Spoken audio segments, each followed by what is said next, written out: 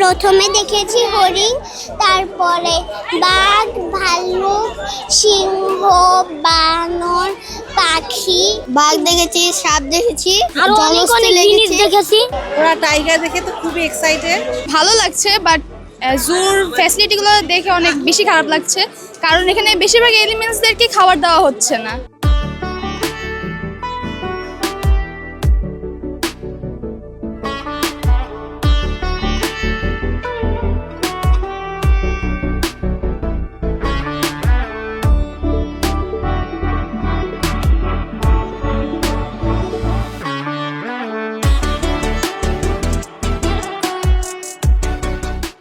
আমি বাঘ দেখেছি, আমি সিংহ দেখেছি, আমি সাপ দেখেছি, তারপর আমি কচ্ছপ দেখেছি।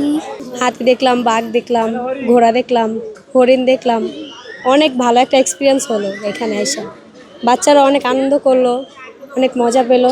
প্রথমে দেখেছি হরিণ, তারপরে বাঘ, ভাল্লুক, সিংহ, বানর, পাখি, হাতি, আরো অনেক কিছু।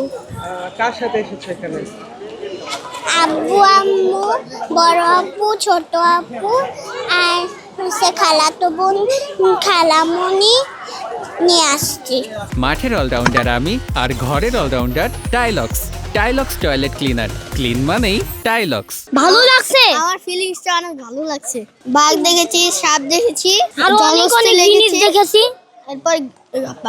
এরপরে সিংহ দেখেছি, এরপর ভাল্লুক, এরপর ভাল্লুক দেখেছি, তারপর হরিণ দেখেছি, আরো অনেক অনেক জিনিস দেখেছি। গাধা দেখেছি, আর হলো জিরাফ দেখেছি, ঘোড়া দেখেছি, আরো অনেক জিনিস দেখেছি।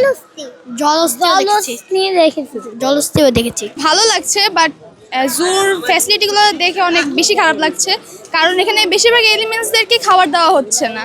মানে এখানে জিনিসগুলো খুবই বাজে অবস্থা আর কি। এটা ফ্যাসিলিটিগুলো একটু বেটার করলে আরও বেশি ভালো হয়, আরও বেশি দেখলে আরও বেশি সবাই খুশি হবে আরও বেশি। খুব ভালো লাগছে। ঈদে সকলে ঘুরতে এসেছে, সেই হিসেবে আমরাও ঈদের ছুটিতে ঘুরতে আসলাম। সব মিলাই খুবই ভালো লাগছে। অবশ্যই ভালো লাগতেছে। মানুষ যে প্রশান্তি কি জিনিস সেটা এখানে আসলে বোঝা যায়। মানুষ একটু আনন্দ চায়, একটু সময় চায়, তার সময়কে যে ব্যবহার করতেছে সেটা এখান থেকে বোঝা যায়। আমি বাচ্চাদের নিয়ে আসছি। আমার একটা বাচ্চা 3 বছর আর একটা বাচ্চা 11 বছর। ওদেরকে চিড়িয়াখানার জীবজন্তু দেখাতে নিয়ে এসেছি। ওরা টাইগার দেখে তো খুবই এক্সাইটেড, আর অনেক পাখি দেখেছে।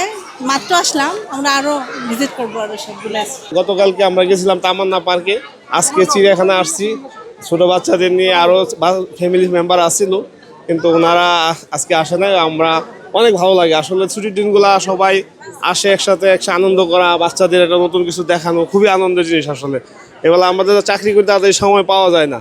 আর ঢাকা শহরে যে এত বিনোদন কেন্দ্র এরকম নায়ক আছে, সেরকম আমাদের পরবর্তী প্ল্যান আছে। আমরা নরসিংদী যাব ড্রিম হলিডেতে, ওখানেও আমরা সবাই ফ্যামিলি নিয়ে সবাইকে আনন্দ করবো আর কি।